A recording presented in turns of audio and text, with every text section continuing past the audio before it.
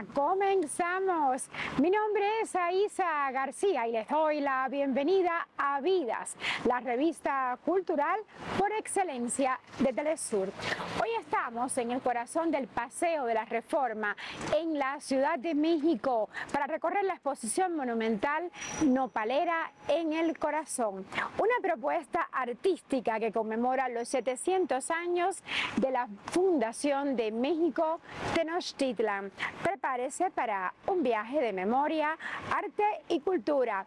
Pero antes recuerde, cuando el arte mira hacia el pasado, no es nostalgia, es resistencia. Es una forma de mantener vivas las voces que fundaron nuestra historia y también de honrar los pueblos que dieron identidad a una nación. Ahora les propongo repasar las novedades culturales más destacadas de la semana. Adelante, estudio. En la 24ª edición de la Feria de Cuba, Arte en la Rampa, se inauguró este pasado 11 de julio en el Pabellón Cuba, ofreciendo una amplia variedad de actividades culturales y recreativas. El evento contará con 69 stands de creadores nacionales dedicados a la artesanía, moda, música y literatura.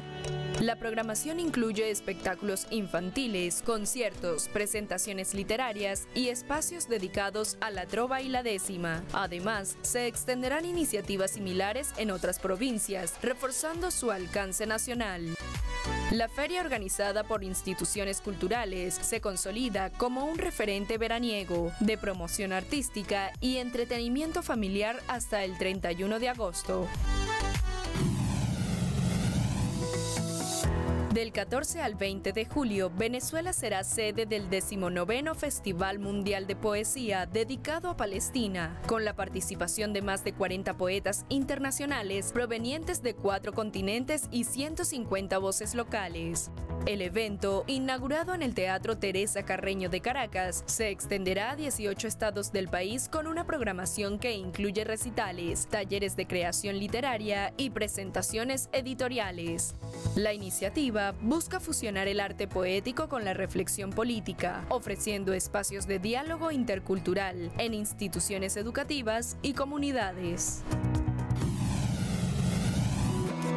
El Legoland Shanghai Resort, primer parque temático de la marca en el país, abrió oficialmente tras completar un mes de fase de pruebas. Entre sus principales novedades, destaca la primera montaña rusa Lego del mundo, que transporta a los visitantes a través de escenarios construidos con las icónicas figuras de la marca. Otra experiencia destacada es la torre de observación de 60 metros, que permite admirar vistas panorámicas del complejo, así como Miniland, una sección con réplicas detallada de monumentos internacionales elaboradas con bloques Lego.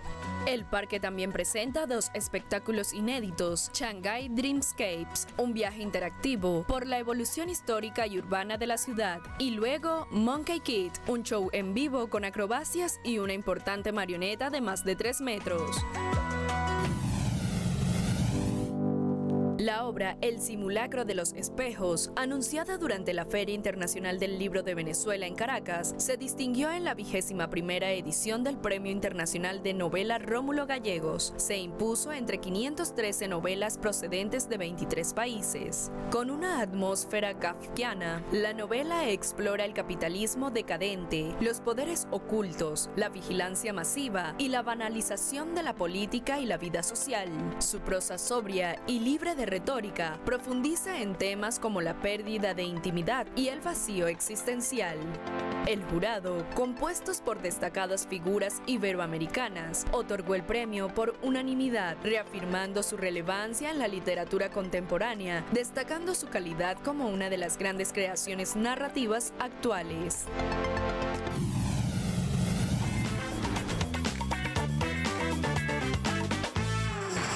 Jorge Luis Borges solía decir que otros se enorgullezcan por lo que han escrito, yo me enorgullezco por lo que he leído. Eso me encanta, esa expresión es fabulosa.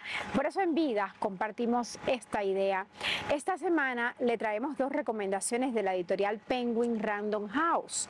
La primera es Sempiterno, de Johanna Marcus, una novela intensa sobre 2 jóvenes que, marcados por una noche trágica, mágica, intentan reconstruirse y sanar entre sombras, memorias rotas y un amor que aún respira. El segundo título es La mujer de las mariposas, de Carlo Albaguante. Esta es una historia de búsqueda donde una carta enigmática lleva al protagonista a desenredar los misterios del pasado, poniendo a prueba su cordura y también su corazón. Dos libros distintos, pero unidos por la fuerza de lo no dicho. Recuerde que puede enviarnos sus recomendaciones a nuestras redes sociales. Nos ubica como @vidastelesur. Vamos a una pausa y volvemos en breve.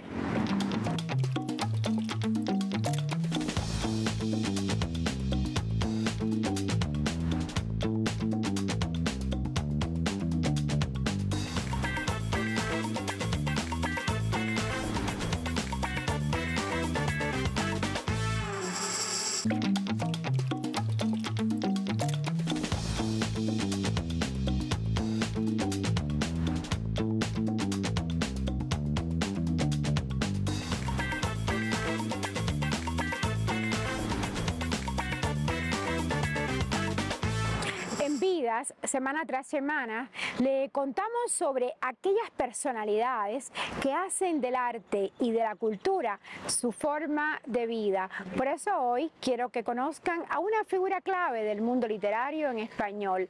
Quiero presentarles a quien es editor y escritor, pero también promotor incansable de la palabra. Se trata de Basilio Rodríguez Cañada, quien ha dejado huella en el panorama cultural hispano. Vamos a descubrir su historia. Basilio Rodríguez Cañada nace en Madrid en 1961. Su pluma y liderazgo brillan como escritor, editor y gestor cultural. Se destaca por su trayectoria académica y en su labor como difusor de la literatura africana y de Iberoamérica. Desde la fundación de nuestro proyecto editorial, allá por la década de los años 90, siempre tuvimos una vocación africanista y americanista, de tal manera que desde las primeras publicaciones teníamos el interés de hacer llegar títulos de autores africanos y americanos al mercado europeo y español en concreto. Pero además, casi desde nuestros comienzos pusimos en marcha un proyecto editorial llamado Casa de África, donde empezamos a publicar a esos autores africanos o afrodescendientes que no tenían una entrada fácil dentro del mercado editorial y cultural hispano, puesto que no eran conocidos, no tenían en principio detrás grandes grupos que promocionasen sus trabajos, y nosotros intentamos acogerles y terminamos estableciendo incluso una denominación para ese colectivo y para sus trabajos. Hablábamos de literaturas hispano-afroamericanas, puesto que existe un vínculo que podemos constatar fácilmente entre muchos de los autores americanos y concretamente afroamericanos con los autores africanos residentes en el continente negro, al igual que los africanos en la diáspora en Europa. Sus escritos han resonado en periódicos y revistas. Su mirada fotográfica ha capturado instantes eternos. Publicados en medios selectos, como editor, tejió diálogos transatlánticos entre voces hispanas y afroamericanas, superando barreras con la fuerza de las ideas. El reto que supuso empezar a trabajar con los autores de Iberoamérica era establecernos, era de alguna forma construir cabezas de puente para esos intercambios literarios a los que me refería anteriormente, dado que no teníamos la capacidad económica, material, para poderlo hacer sistemáticamente en diferentes países. Teníamos que elegir elegir una cabeza de puente, y hace aproximadamente 8 años tuvimos que decidirnos por un país en concreto desde el que empezar a apuntalar nuestro proyecto y a difundir la filosofía y el catálogo editorial de nuestro grupo. 13 poemarios y antologías, El sueño de la pirámide y Afluentes de la memoria, delinean su voz lírica. Basilio también es presidente de Cial Pygmalion y de Pen Club Español. Ambas labores le han permitido enlazar vínculos entre las diferentes culturas hispano-afroamericanas a través de la palabra que ilumina fronteras. Los libros de esta colección, lo que se pretende es, de alguna forma, reescribir la historia, literaturizar la historia, poetizar los mitos, es decir, siempre desde un enfoque literario, establecer un acercamiento a ese lugar y resaltar los aspectos artísticos y literarios que pueden ser patrimonio cultural común de todos los hispanohablantes, de todos los lectores de habla hispana, y que de alguna forma nos permitan hacer esa topografía emocional y literaria que yo creo que de alguna manera es un vínculo que nos fortalece a todos. Para Basilio, 25 años de resistencia cultural no se miden en rentabilidad, sino en permanencia. Cada obra publicada por este proyecto independiente es un acto de fe, un testimonio de vocación que el tiempo ha consagrado con lectores cómplices. Pero bueno, pues aunque llevemos 25 años, no podemos decir que este sea el negocio más rentable del mundo. Sin embargo, el hecho de permanecer, yo lo considero un gran logro.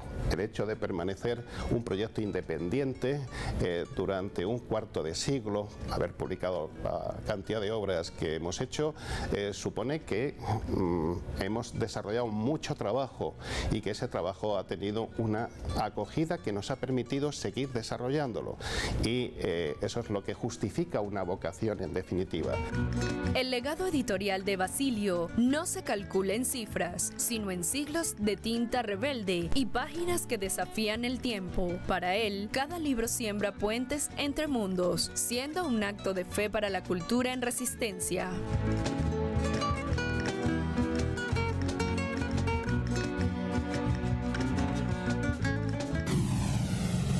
Nopalera en el corazón es el título de esta exposición monumental compuesta por 51 esculturas de nopales intervenidas por diversos artistas y colectivos mexicanos. Cada pieza aborda temas que celebran la identidad mexicana, las raíces indígenas y también la abundancia cultural y natural de este país. A lo largo de la emblemática avenida Paseo de la Reforma, donde estamos, justo en la glorieta del Ahuehuete, que antes era Glorieta de la Palma, se encuentra esta muestra sobre el nopal, una cactácea muy representativa de México y que, además de estar presente en el escudo de la bandera nacional, se puede comer.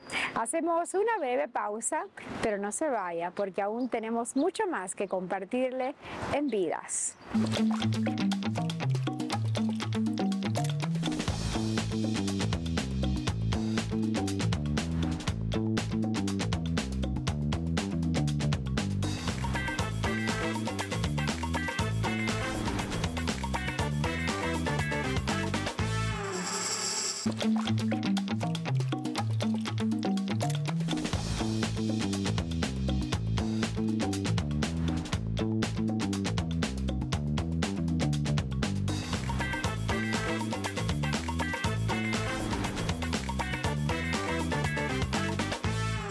Ahora vamos a hablar de la lingüística, porque estudiarla es abrir una ventana a lo más íntimo de la condición humana.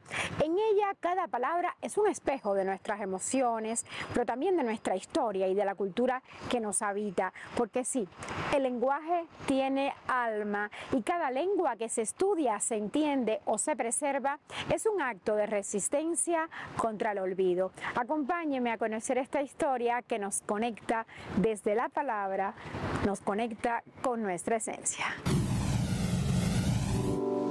La lingüística se consolida como una ciencia que trasciende el ámbito disciplinario, enfocándose en el estudio sistemático del lenguaje. Su objeto de análisis se diversifica al distinguir entre lengua y lenguaje.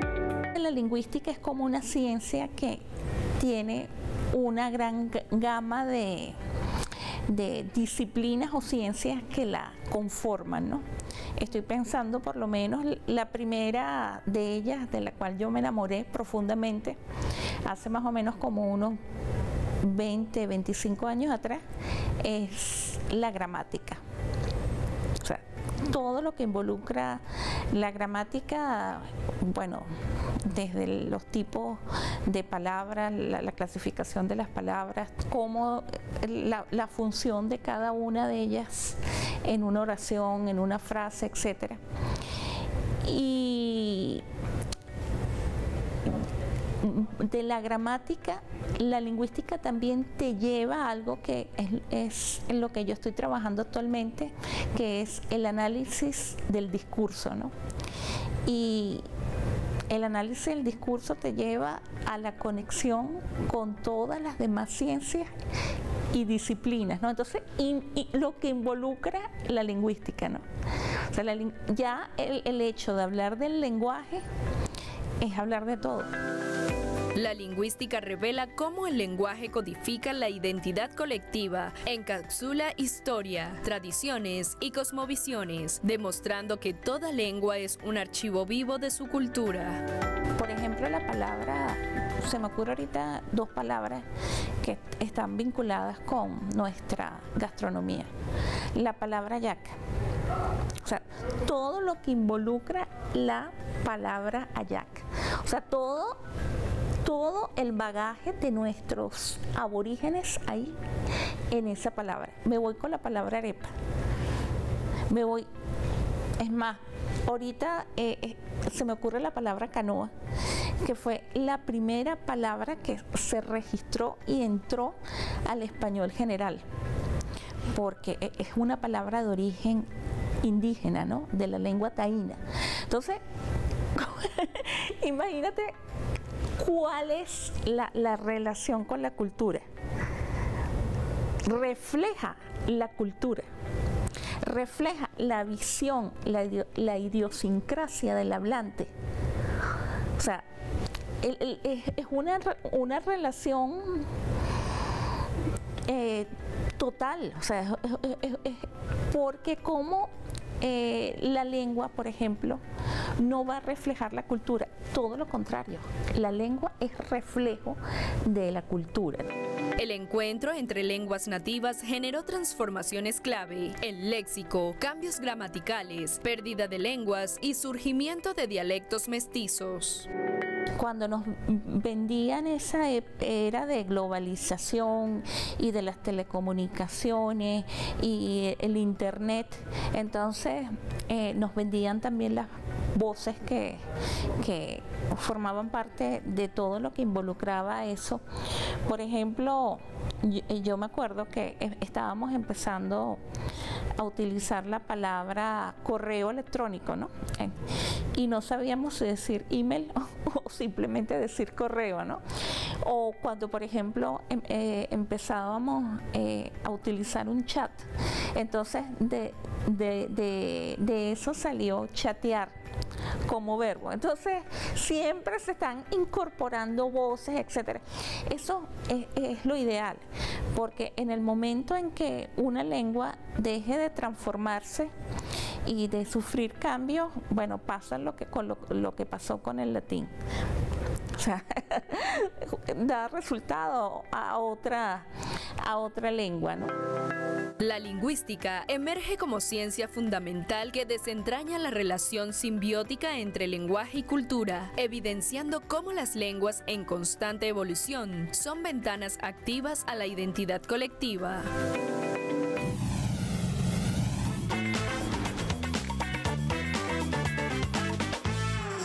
Les cuento que en Telesur nos visitó la famosa actriz cubana Luna Manzanares. Ella compartió con nosotros el secreto de cómo llegar a ser una gran artista.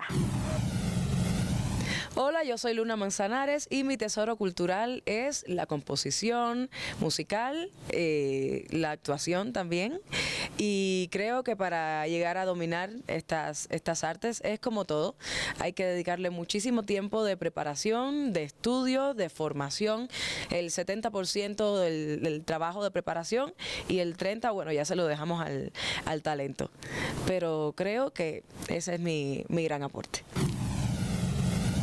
Antes de despedirme, quiero agradecerle a usted por su fiel compañía. Mientras, le dejo nuestra pregunta de la semana. Tome nota. La pregunta es, ¿cuál es la lengua o el idioma que a usted le gustaría aprender? Esperamos su respuesta en @vidastelesur, que es nuestra cuenta en X y en Instagram. Bueno, también puede enviar la respuesta a mi cuenta, que es @aisatelesur. Para cerrar esta edición, vamos con Angie Marín y la agrupación Sol Resonante. Ellos interpretan la canción Plegaria. Ahora sí me despido, soy Aisa García y yo les deseo las mejores vibras en su vida. Hasta la próxima semana. Chao.